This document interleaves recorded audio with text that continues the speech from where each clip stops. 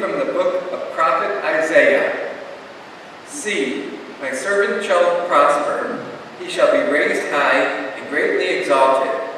He grew up like a sapling before him, like a shoot from the parched earth. He had no majestic bearing to catch our eye, no beauty to draw us to him. He was spurned and avoided by men, a man of suffering, knowing pain, like one from whom you turn your face, spurned, and we held him in no esteem. Yet it was our pain that he bore, our sufferings he endured. But he was pierced for our sins, crushed for our iniquity. He bore the punishment that makes us whole. By his wounds we were healed. He had all gone astray like sheep, all following our own way. But the Lord laid upon him the guilt of us all. Through harshly treated, he submitted and did not open his mouth. Like a lamb led to slaughter, or a sheep silent before shearers, he did not open his mouth. Seized and condemned, he was taken away. Who would have thought any more of his destiny? For he was cut off from the land of the living, struck for the sins of his people. He was given a grave among the wicked, a burial place with evildoers, though he had done no wrong, nor was deceit found in his mouth. But it was the Lord's will to crush him with pain, by making his life as a reparation offering, and the Lord's will shall be accomplished through him. Because of his anguish he shall see the light, because of his knowledge he shall be content. My servant, the just one, shall justify the many. Their iniquity he shall hear. The word of the Lord. Thanks be to God. Glory to the Father, and to the Son, and to the Holy Spirit. As it was in the beginning, is now, and shall be, world without end. Amen. Our theme for this Lenten Retreat, Lenten Meditations of this year is to encounter the cross of Jesus Christ. I brought here the cross from the chapel because precisely we would like to encounter Christ's cross and learn from the lessons it can teach us. And so this first meditation, also an introductory meditation, I would like us to think the images of the cross before Jesus was crucified. What was the image of the cross in the Old Testament? The image of the cross in the Old Testament is dreadful. And so, what are these images? And be able to truly capture the personal lessons that we can take and learn from the cross of Christ. And so, I prepared three things, three images of the cross in the Old Testament. The first image is seeing the cross in the image of the Old Testament and in the image of the Mediterranean people during the time of the Empire, of the Roman Empire. The first image is when people see the cross, the crucifixion, and the one crucified. First comes to their mind is utter shame. Unimaginable shame. You see, imagine what a crucifixion is. The cross is put there in public. The crucified is naked, stripped of everything, and you are displayed for all people to see. Of course, those who are crucified were criminals. But then, even if you are a criminal, yes, you are mocked, yes, you are humiliated, the shame is also upon you. But also remember, each person, every human being has a family, has cousins.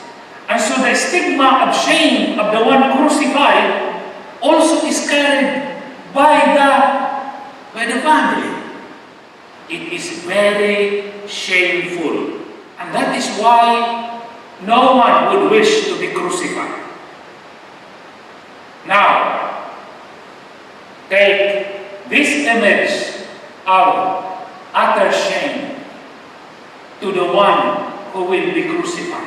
Is Jesus Christ, the Son of God.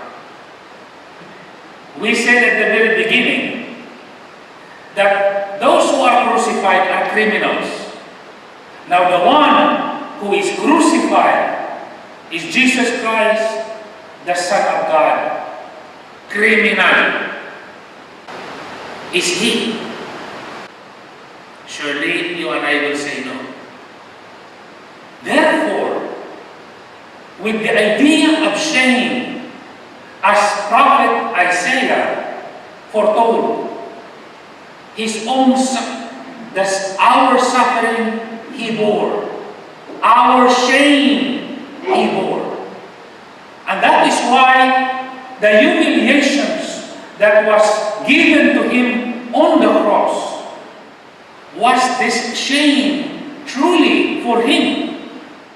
The shame actually hurled at the crucified has now become actually our shame. Because the one who crucified Jesus Christ is not a criminal.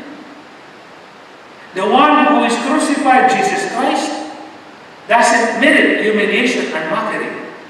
The shame therefore has come to us, humanity. Shame to the one crucified. That is why in the Bible it is said, accursed be the one who hung on the tree. So, who is shamed? Who is in disgrace? Who is humiliated? It will be upon us. That is why seeing the cross, our cross in churches, right away we should learn the lesson. Shame on us, crucifying the Son of God, crucifying the Holy One of God. The sinners crucifying the Holy One. The wayward crucifying the Savior. But precisely in this shame is what do we do when we are ashamed? Isn't it we hide? The automatic reaction is to hide. To hide. But because of Jesus Christ, this cross calls us not to hide, but to reveal ourselves. Lord, have mercy.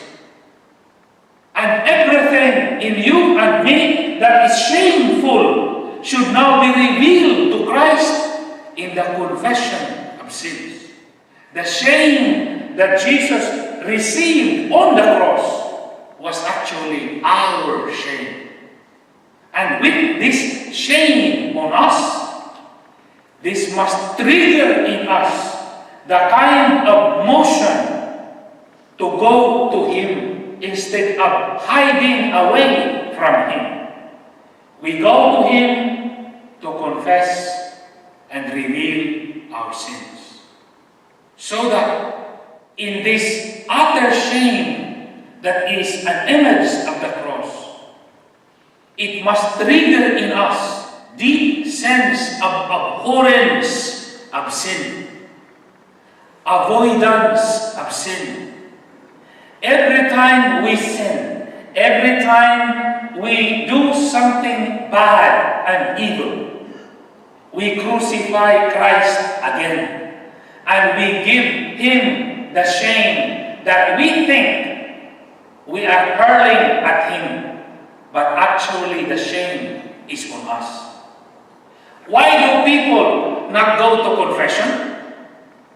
Many times it is not actually because there is no time to go to confession.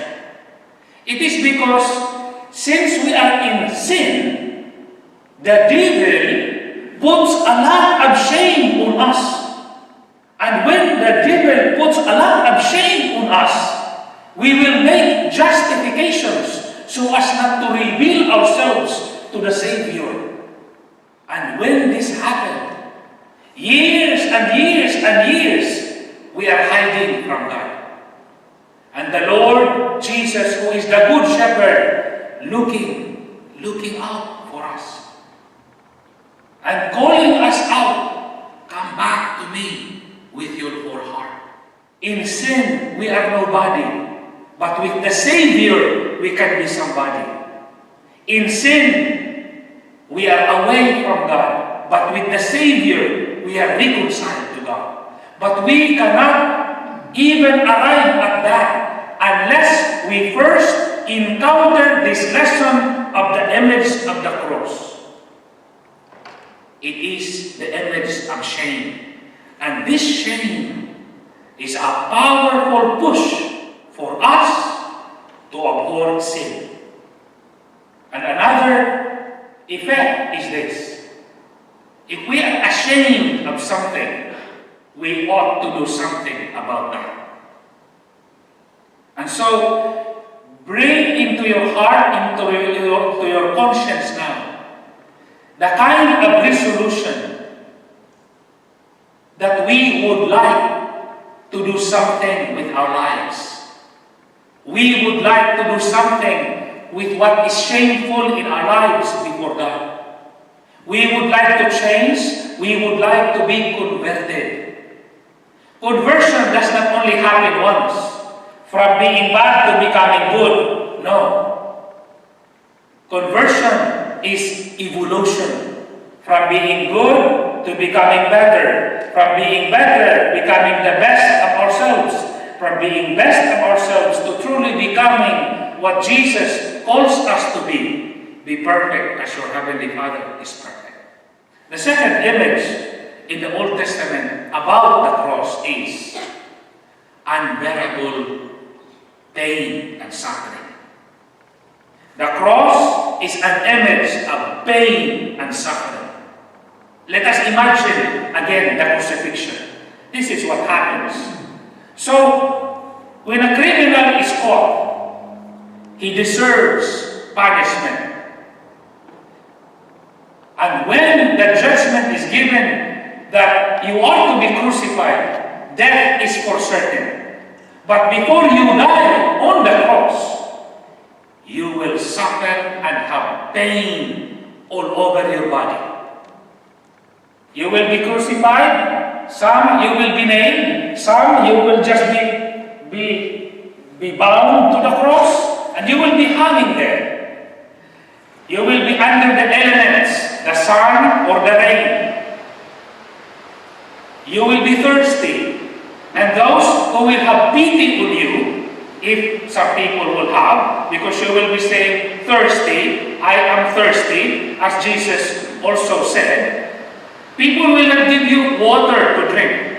Rather, you will be given vinegar or wine or some strong drink in order to somehow anesthetize you. Somehow, with this strong drink, you will be alleviated from your pain. Limb by limb, you are in pain. And sometimes you will not die one day. You will die days. And as long as you live hanging on the cross, you are in agony in the whole of your being. Now, Jesus is the one crucified. The Son of God, the innocent one of God, is the one crucified. Is he guilty? No. Because he bore our offenses. The guilt that we have, he has to suffer for it. Now, if he indeed is suffering for us, if he indeed is being held accountable on our part, what are we to do? The suffering and the pain of the Savior should evoke in us deep and real conversion. As I've said, conversion is not just one time. We are already good people. You are already good people. But the conversion continues. To truly, you and I become holy, become righteous, become godly people in mind, in speech, and in action, in dealings with each other. How many times, for example, during the day, or we catch ourselves having some uncharitable thought of somebody else, or being proud, or being selfish? Conversion continues. The suffering of Jesus Christ should trigger in us that we must truly change. And in changing, we must be committed to truly make the change happen. Because many times, when people are captivated by their faith, or when a person is touched, for example, in a homily or in a conference, sometimes people cry. But after crying, what do?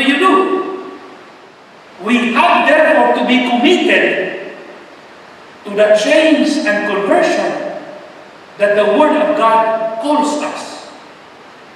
If we truly have something good that we truly can bring with us, we ought to do something about it and be committed that it be done in our lives. Remember, in one of the passages in the book of prophet Isaiah, it is said, God speaking, "My word does not return to me empty. It is like the rain. The rain comes down and then it waters. It doesn't go back without watering the earth, without giving food to those who are hungry." Likewise, in the journey of spiritual life, the image of the cross, this utter and unimaginable, unbearable suffering and pain, image of the cross should now give us this lesson. We ought to truly make amends of our ways, be converted, and let us be committed to the call of conversion, so that it is ongoing, it is persevering, it is daily, until indeed we become the people God wants us to be. The third image in the Old Testament about the cross. The cross is surely the image of death. Surely the image of death. But it is not an ordinary death. It is a meaningless death. It is a valueless death. Why? Because it's a death of a criminal. Who would give value to somebody who is a criminal? And that is why many of those who die is just left to rot. They rot while they are crucified. And then the vultures will take care of them. Meaningless, valueless. And that is why people, as they even mock the criminal hanging, will say, what a waste of life. What a waste of a person. However, this is now the twist again. The death of the crucified is Jesus Christ. Is his death meaningless? Is his death valueless? The answer actually is no. The death of Jesus Christ on the cross is meaningful and valuable. It is because this is God himself dying in his humanity. And we profess this faith. By dying, you destroyed our death. His death gives us divine life. What is therefore the lesson for us? Self-discipline, mortification, dying to oneself, love, sacrifice. Many times, indeed, in our time and context, our mentality, who would like sacrifice? Everyone would always do something to make oneself comfortable. But even if we would like to be comfortable, there is the virtue, so-called temperance.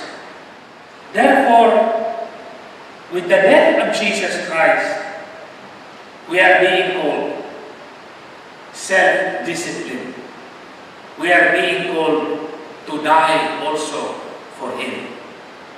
We are being called, we may never gratify the flesh, but may we truly seek rather to gratify the Spirit, build up our souls, build up our spiritual life for God. And that is why we have to pray. Every moment of our life, every action we make should become a prayer. In St. Paul, he said, whatever we do in thought, in word, and deed, let it be done in Jesus Christ. Because when we do everything in Jesus Christ, it becomes a prayer. When we attune ourselves to God in everything of our being, then it is actually dying to ourselves in order to live for God. The image of the cross in the Old Testament is dreadful. May we learn. In sin, it is shameful. In sin, it is about suffering because our lives will be separated from God. In sin, we die.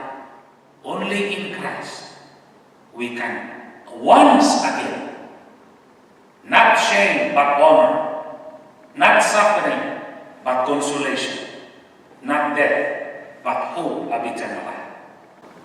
We will encounter these images in the conclusion.